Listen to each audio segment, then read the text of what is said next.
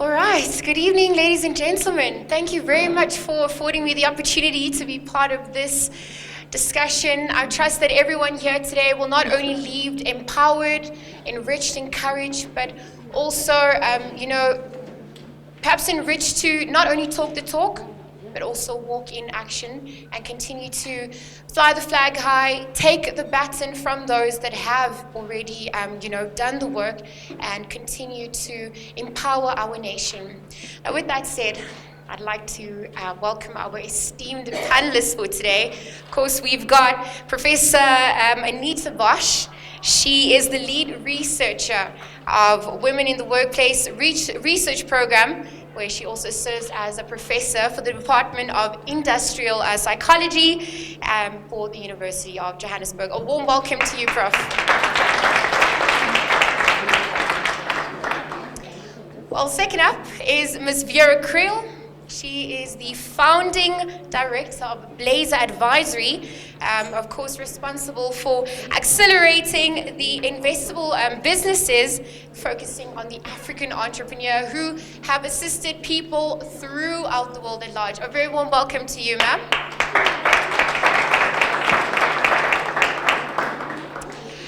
And then one of the women who perhaps many people would keep near and dear to them, she's the Chief Financial Officer at the Nelson Mandela Foundation. She, of course, is upholding the legacy of the late Tata Madiba. Welcome.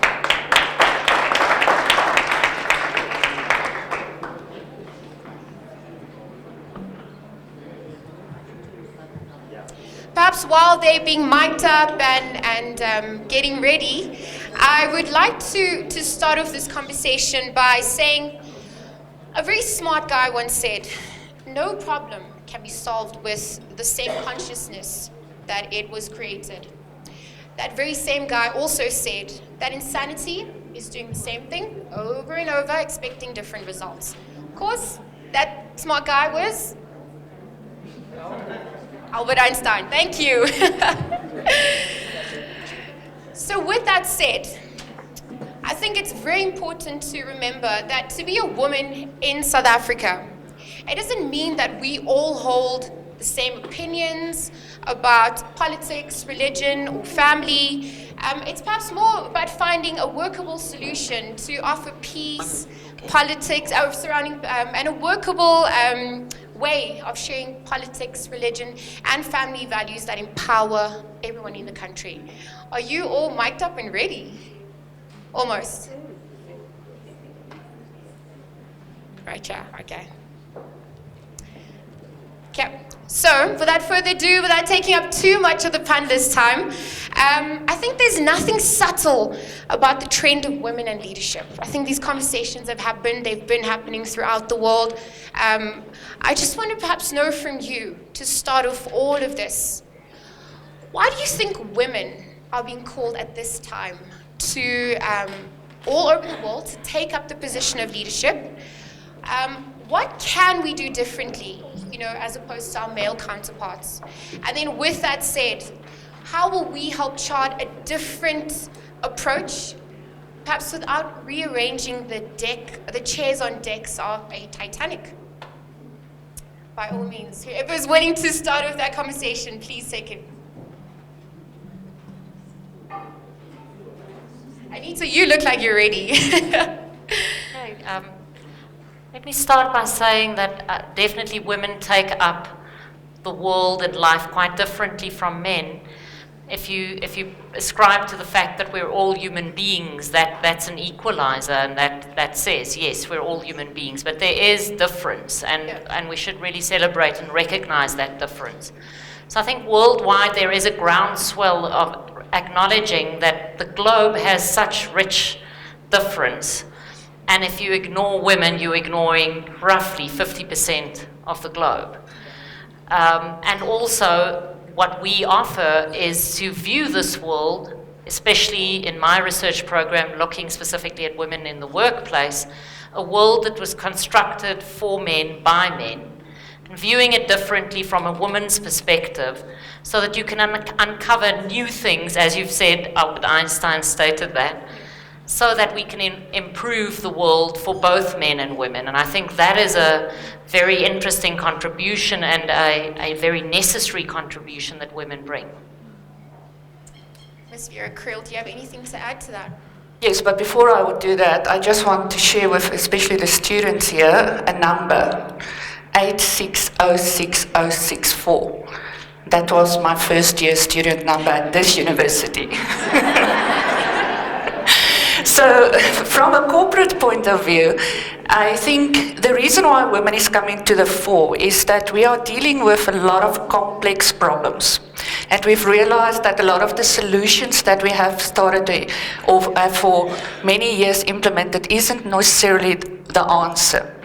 We need diverse solutions, and women is obviously one of those factors that brings in that diverse thinking in terms of solving the problems in the workplace.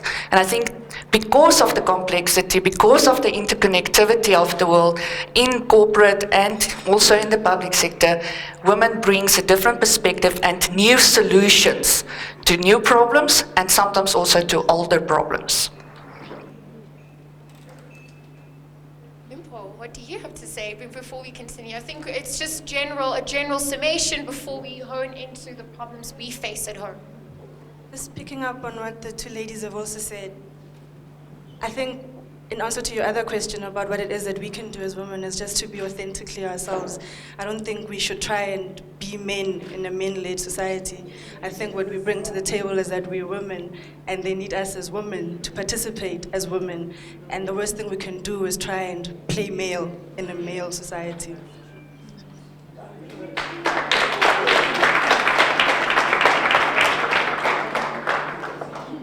I think, Vera, perhaps let me propose this question to you.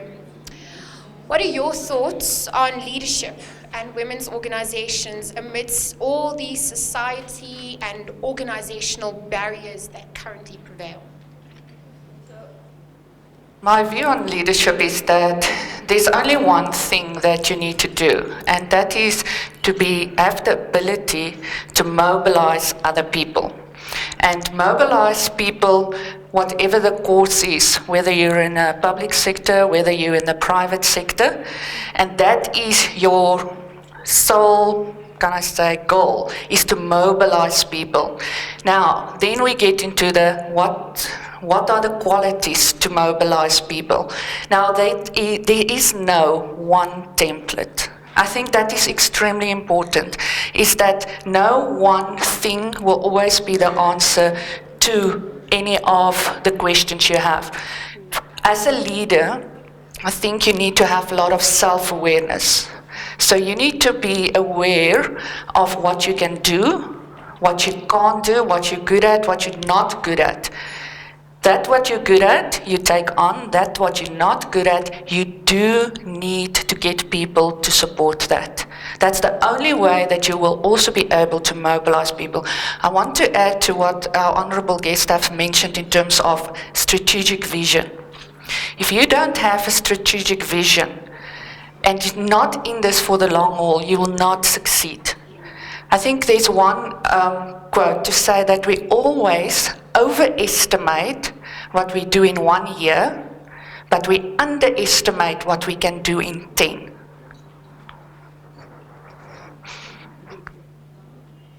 I think, Prof, to perhaps add to what you were mentioning earlier, sorry, Prof Mkhize, there's pay equality question, the question mark surrounding pay equality, obviously, and the gender pay gaps that currently exist. Can you walk us through some of the policies and procedures that have been implemented that can perhaps assist us, but also what can we do to improve that gap? Should have done a mic check. Thank you very much. It's a very difficult thing. I made reference to a few economists who have looked at this over a long period of time. Developing countries have a problem in the sense that you want to see growth, the existing companies flourishing. So we often we know government will come up with policies which will ensure that there is a steady inclusion of people who otherwise will not be able to participate on their own. The difficulty, take for instance in this country, we had the Black Economic Empowerment Policy. And I think it took us 10 years to realize that this policy was benefiting only men. It's only now that the policy is being adjusted. It's deliberately including women as a special category. So it's really to use your policies. But I think beyond compliance, somehow we have to all work hard on this social transformation agenda so that even companies do more than compliance, because no government could really, except if you're a socialist government, no government can really solve this problem.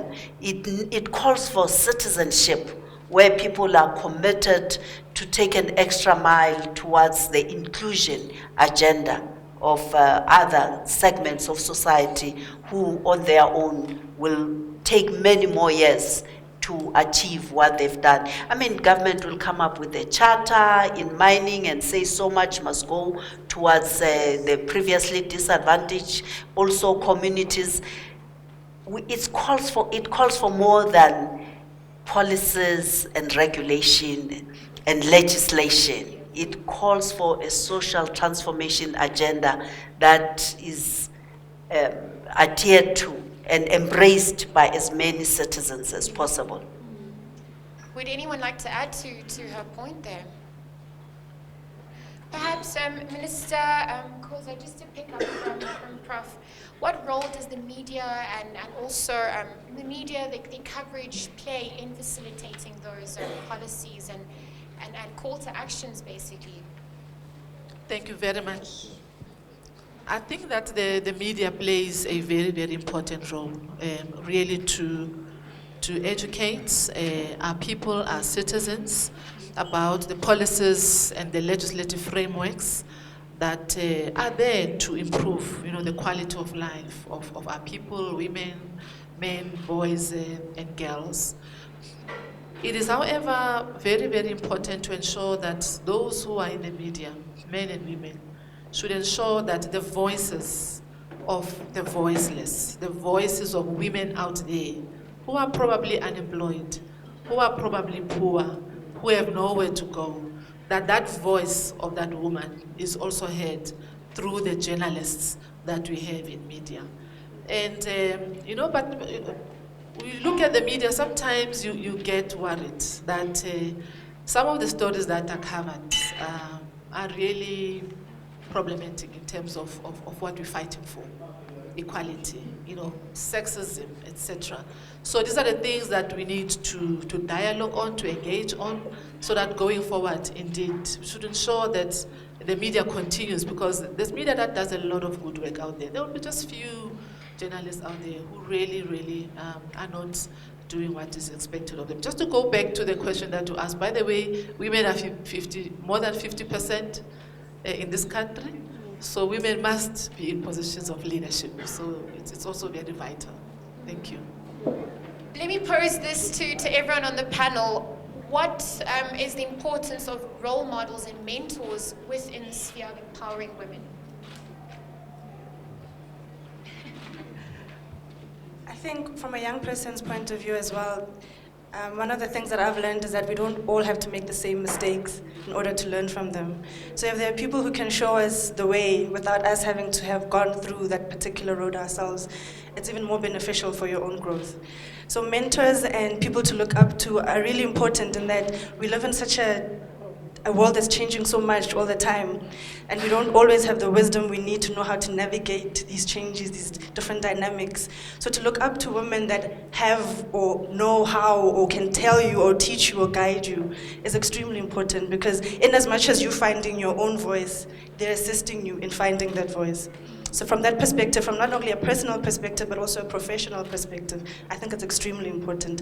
And I think we should also, at the time that we're living in, be very grateful to still have the women who've gone through some incredible things, the women that are sitting in this panel, who've gone through incredible things that some of us cannot even imagine, and for them to still be here to guide us. We're living in an exciting time in history, but also a very challenging time, but we should be grateful to have those women, those guiders, those voices still with us. Yeah. I just want to add, I think we were actually talking about it during the table discussion, is that there was a Harvard study that showed that girls that grow up in a house where the mum has been working has got a 23% more likelihood to land up in leadership positions themselves. So it is coming back to the role model. You know, it's what people see. They see their own mothers take on those roles, and obviously all of us are always building and on other people's efforts. And if your mother, your family, the people around you are in their roles as leaders and influencers, that's what you see, that's what you're going to do, and you're going to build on that. So, like I say, Harvard study has confirmed that. Would anyone else like to add on to that before we move on? Maybe just to add a small point. You know, forum like this, I think it's very, very important to continue engaging on different strategic issues. I think historically in this country, this is one thing we can all remember, black and white.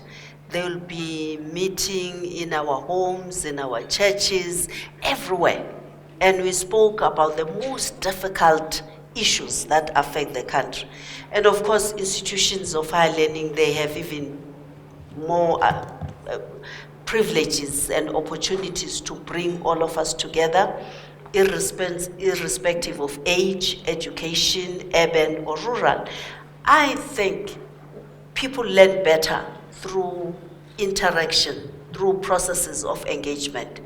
If we can, that's why I was talking about going back to the basics, that we all have to find opportunities to mentor, to interact closely with people at an equal level, like today. Unfortunately, some of the privileges that we acquire through democracy, they alienate us. I mean, if we were to ask here, how many of us, even students, who still go to church and teach a Sunday school class, you might find that they would think, no, I cannot do that.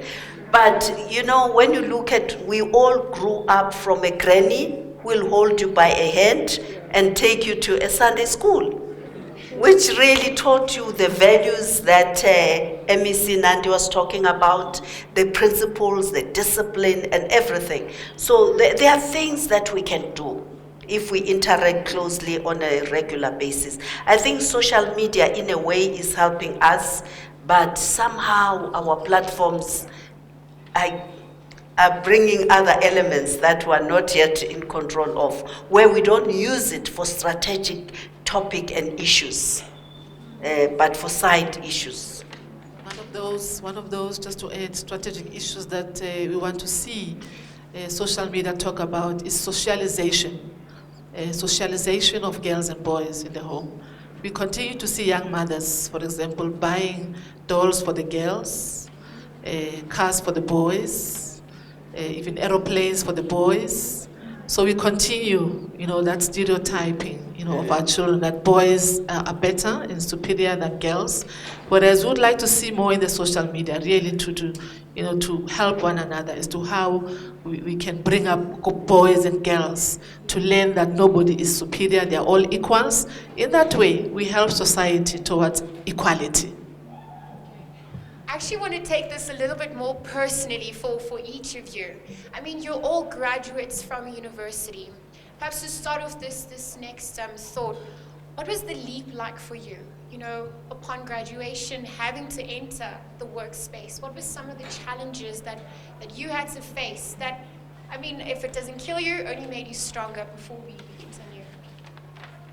The leap was humongous. It's beyond what I can even try and explain. What you study theoretically and the school environment, I don't want to say it doesn't prepare you, but it doesn't quite get close to the kind of challenges you experience out there. Your lecturers tell you that as a woman, you're going to have to work 3 times, 5 times harder. If you're a black woman, 10 times harder. Sometimes you enter thinking, I already have a degree, I've paid my dues, you know? But when you get out there, it's completely different. And the dynamics are different as well, the cultures are different depending on the organizations that you work for and the kind of corporate spheres that you're in or the space that you're in. I found that the challenges are bigger than what I would ever have imagined. But that being said, it doesn't kill you, you only grow. But what I think we do need to do is, those of us who have experienced both, is then go back and give young women and young men that are still in the study, still studying, tell them the truth. Not sugarcoat it, not say that because you have a degree, the world is your oyster. It is in a way, but you're going to have to work for that oyster. All those kind of real hard realities so that they are prepared, not just academically, but also mentally for what's waiting out there.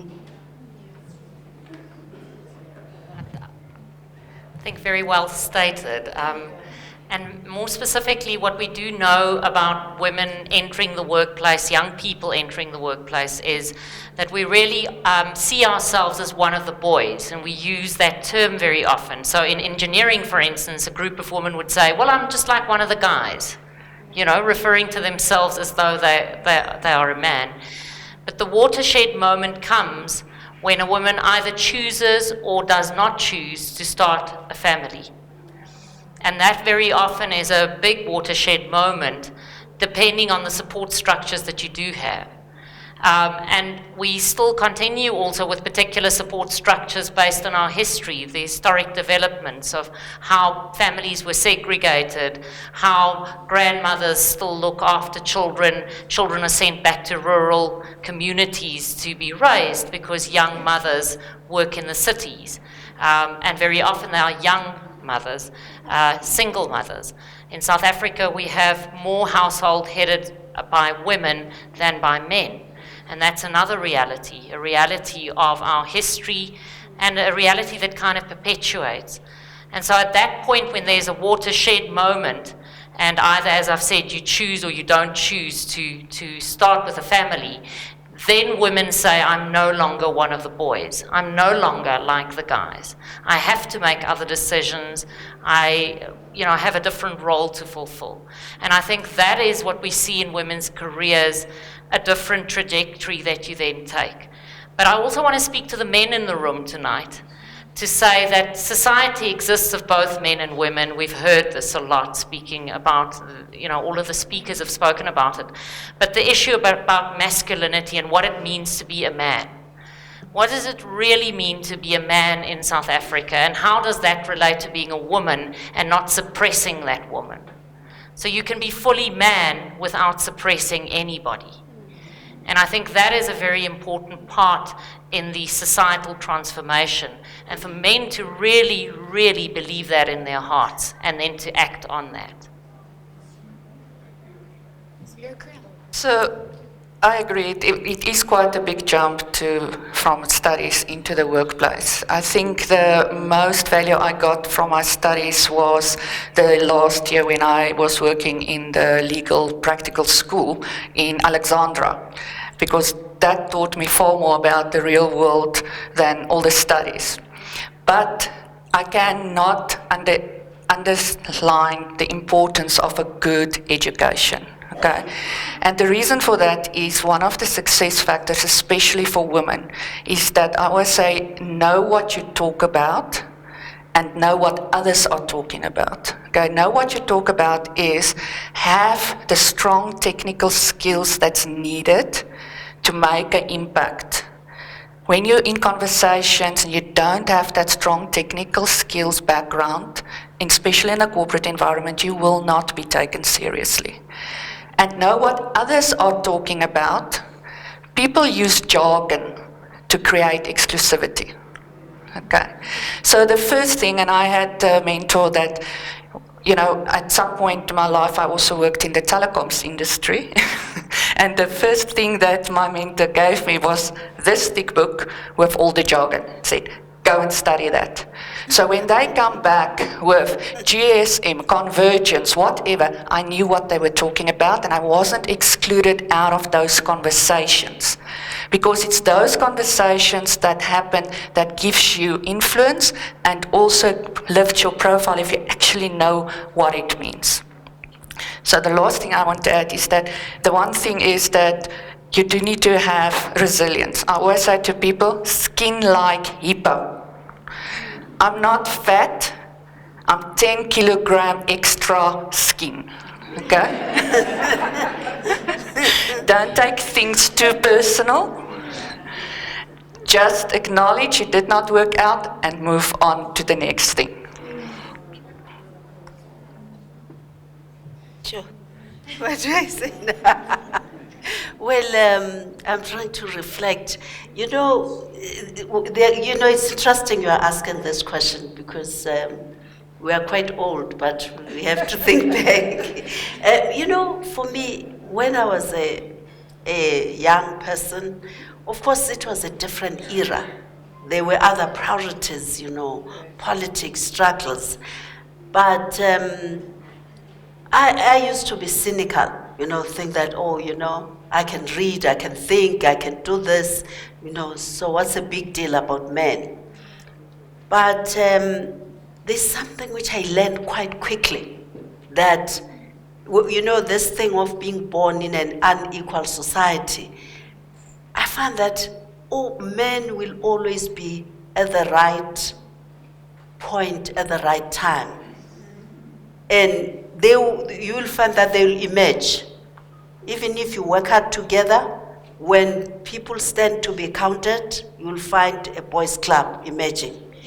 So, that made me to rethink life, to do things in a completely different way. I remain committed to whatever I'm doing. I continue to work hard.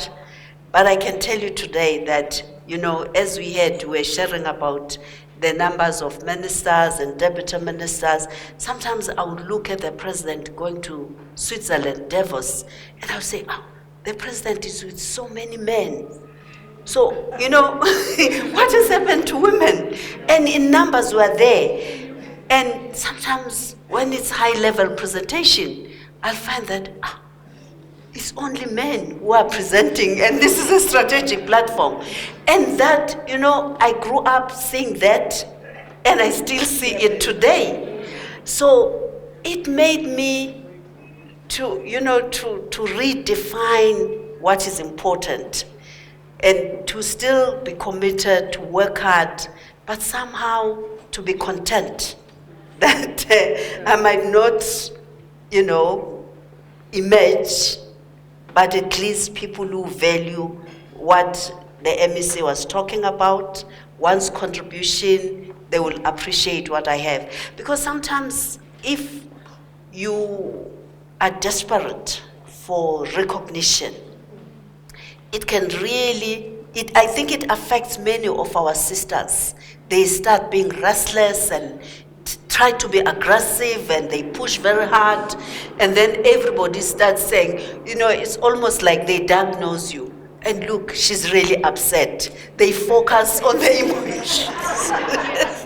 They go with you all the way, and that it finishes you off.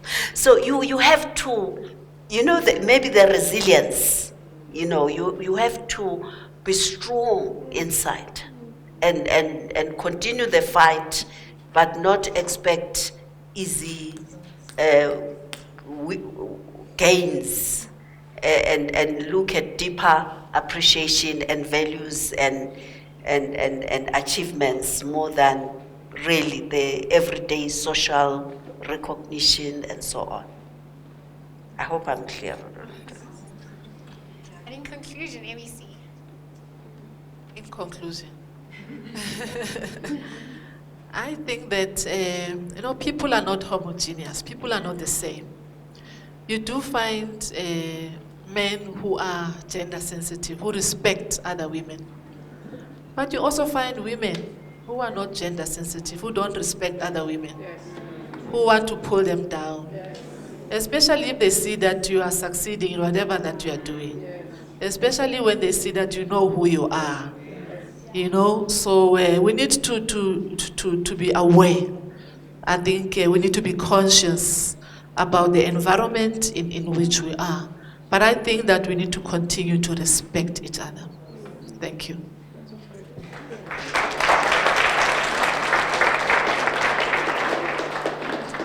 I did say in conclusion, but I have one more question to pose to all of you before we open it up to the floor. How have you managed to strike a balance? Because not only are you all, you're on the panel, you're esteemed personalities in your own right, but you are not only a public success, but you're a private success as well. A lot of people are public successes, but private failures. Just walk us through how you have managed to and continue to strike that balance on a daily basis.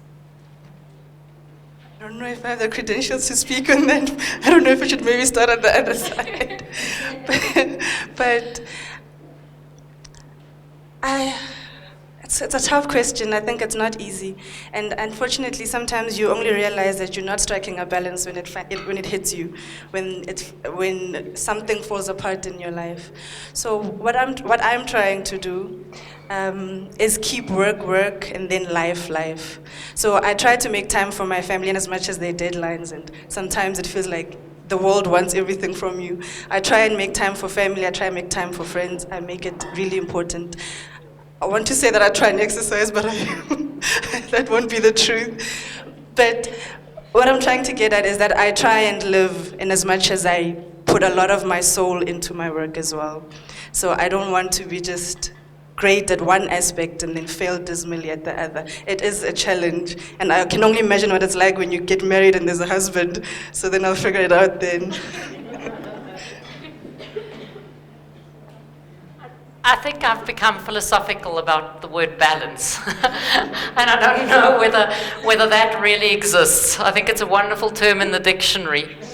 So I think for me it's, if I borrow from one of my colleagues at the department, Dr. Ford, he speaks about rhythm. That you really have to start finding a rhythm to your life, a rhythm that feels natural to you, but that there's also rhythms to your work and all of the other spaces in which you operate. And sometimes that rhythm is a fast beat. If I think about the Women's Month, my research program being on women in the workplace, it's a particularly fast beat right now.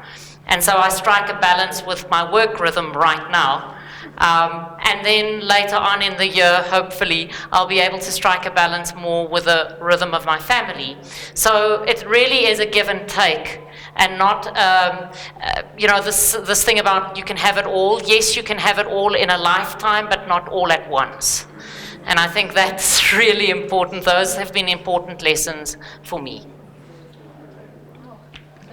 It's quite powerful, which I totally agree with. But I want to add one thing. As in my personal life, I think it is extremely important to choose the right life partner.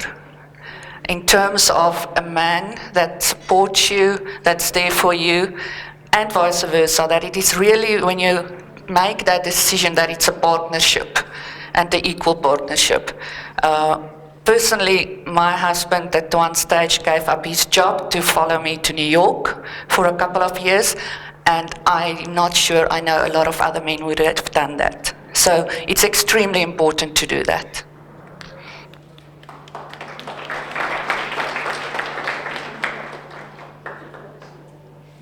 Well, the balance, yeah. Well, I'm easy. I'm not hard on myself. As I've said, that I realized quite early that sometimes if you try too hard, it can break you. So even at home, I don't think I'm a super wife or a super mom, but I believe in a strong bond, connections. In my private life, wherever I am, I know my children will count on me for whatever, be it advice or a chat or whatever. But in it, even generally, even in what I'm doing in my work, I'm a strong believer in the people. I invest a lot in reflecting about strong personalities, in reflecting about people whose life is value-centered. And so there's no moment where I have this burden of having to prove or to do something. I mean, as the MEC was saying, maybe it's politics. It really teaches you to be connected to the right people. You might not meet with them on a daily basis, but it's almost like a framework of thinking through whatever you are doing and reflecting on their lives, and then be content.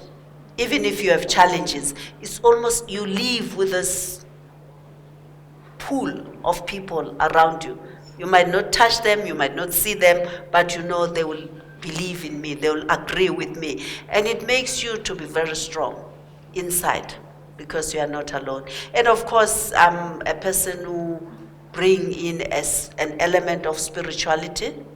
Even in my professional life, when I used to deal a lot with things of trauma, persecution, all these difficult things. And I will always, when I work with people, bring in an element of spirituality. So even in my life, I find that it gives me that contentment, to be, yeah. MEC, in conclusion. You're in trouble. I'm in trouble with concluding, but I want to agree with the fellow panelist members. I think they've said a mouthful, and I respect that. What I try to do, also in addition, is to make the people around me feel very important. You know why? Because I'm going to need them. It could be in the family. I will always need my children. At home, we actually take turns to cook. At work, make people feel important because you need them. Delegation, because you can't be a superwoman. You can't do everything. So balance also, I agree, in my dictionary, I still need to get it right. But yes, thank you very much. Wow, a warm round of applause for our esteemed panelists today. Thank you. The University of Johannesburg. Rethink, reinvent.